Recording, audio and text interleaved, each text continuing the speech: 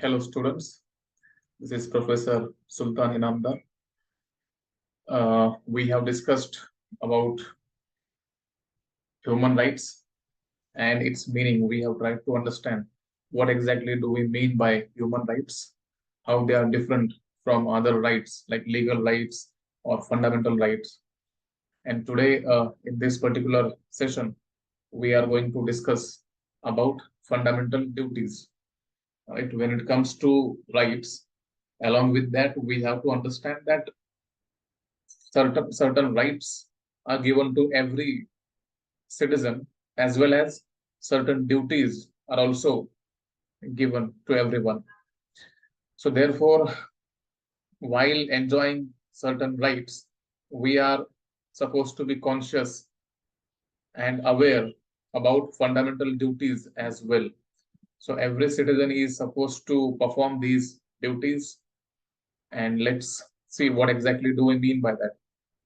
When it comes to fundamental duties, we have to keep in mind that the way we are having rights, which we can demand from state, that is government, and state is supposed to confer those or deliver those rights. In opposite to this, certain duties are there which are supposed to be carried out, which are supposed to be performed by every citizen of this country. So these fundamental duties are defined as the moral obligations of all citizens to help promote a spirit of patriotism and to uphold the unity of India. Right. So it's all about morality, it's all about ethics, it's all about patriotism, which is supposed to be kept intact.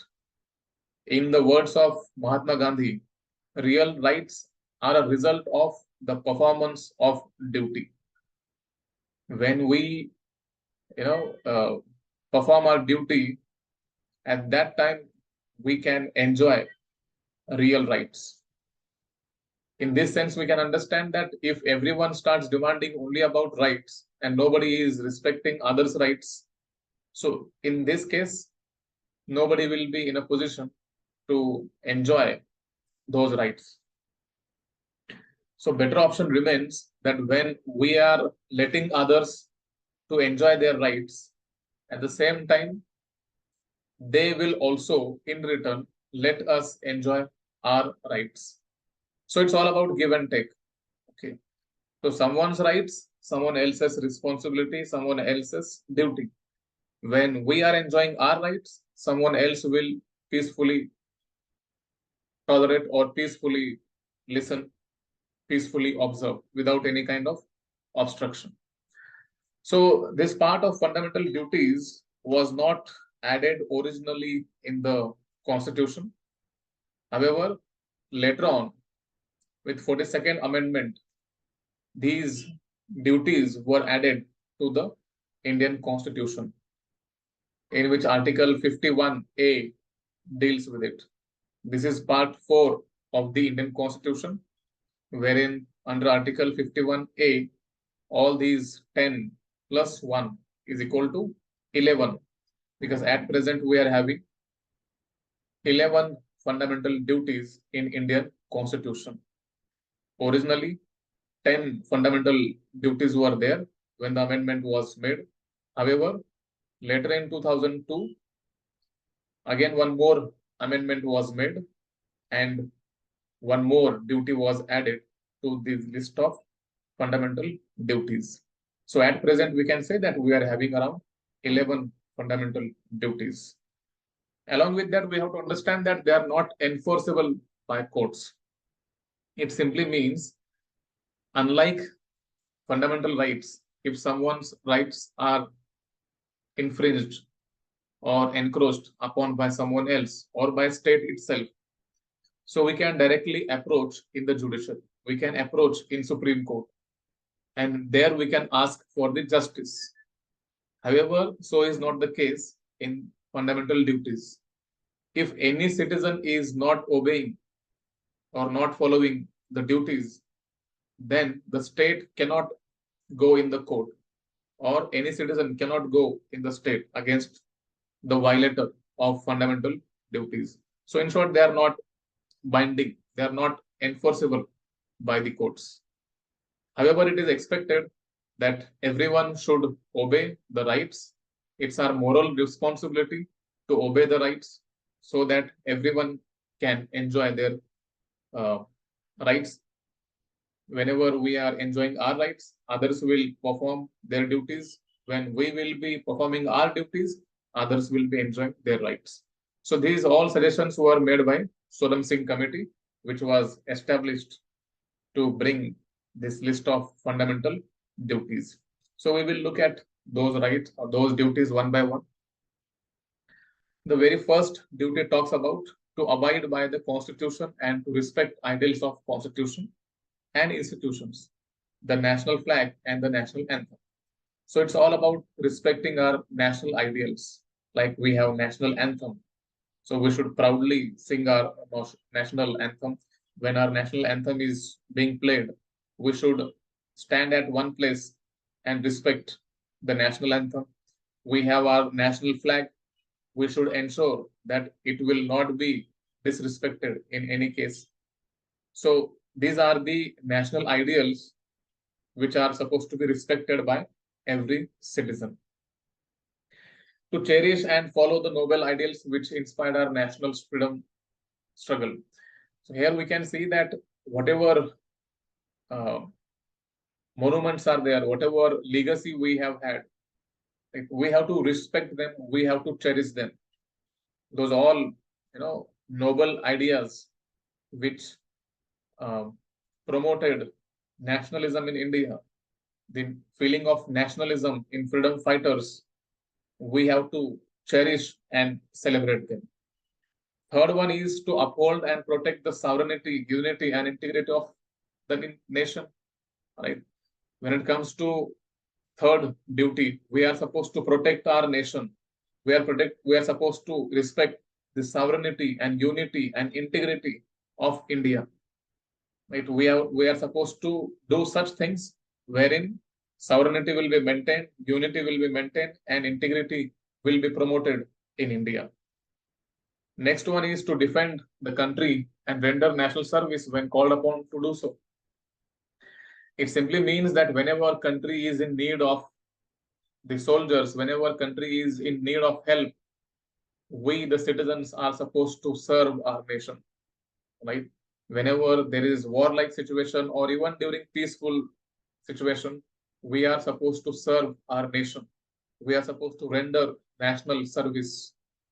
And in all case, we are supposed to defend our nation.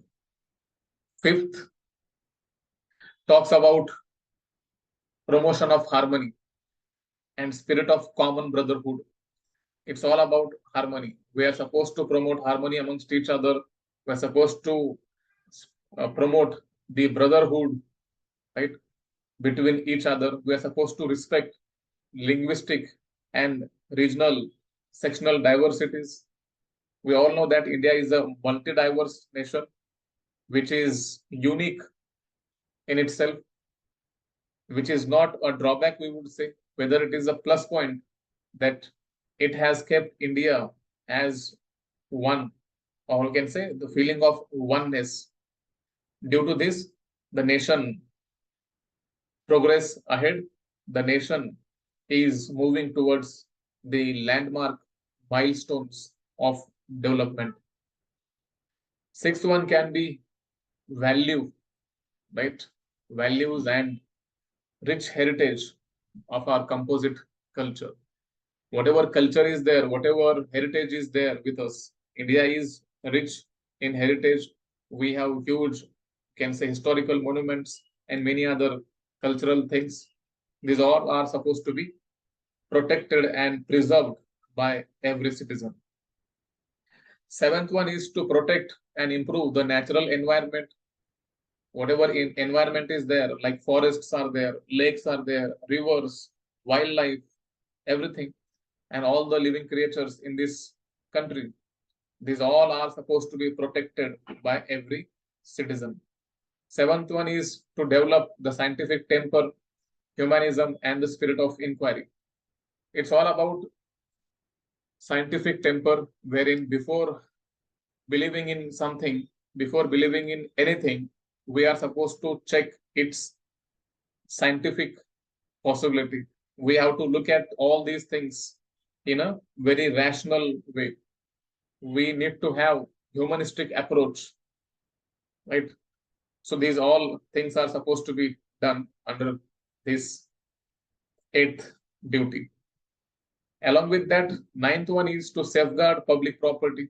We all know that during violence and many more, we can say, violent activities, people tend to destroy public property, which is against the idea of this ninth duty. Here we are supposed to protect public property because ultimately public property belongs to all people. It is not the property of any one single citizen or single capitalist. These are the properties of entire nation. So therefore, public property is supposed to be safeguarded. 10th one is to strive towards excellence. It's all about like enriching ourselves. It's all about development of the nation. When every citizen try to develop themselves in collective terms, the entire nation is being developed. So therefore, it is expected that everyone should try to improvise themselves. Everyone should try to reach on the higher zenith of their success, so that entire nation will become a meritorious nation. Then 11th one and last one is to provide education to the age group between 6 to 14. Those children who are falling under this age group of 6 to 14 shall be given free and compulsory education. And therefore, government is opening public schools so that every child can go to school and take free education from the government. So it's all about, we can say, education, which is supposed to be one of the basic need of every child. And this was not originally added in the list of those 10 fundamental rights, fundamental duties. However, it was later on added by 86th constitutional amendment in the year 2002. So these were the 11 fundamental duties. Thank you.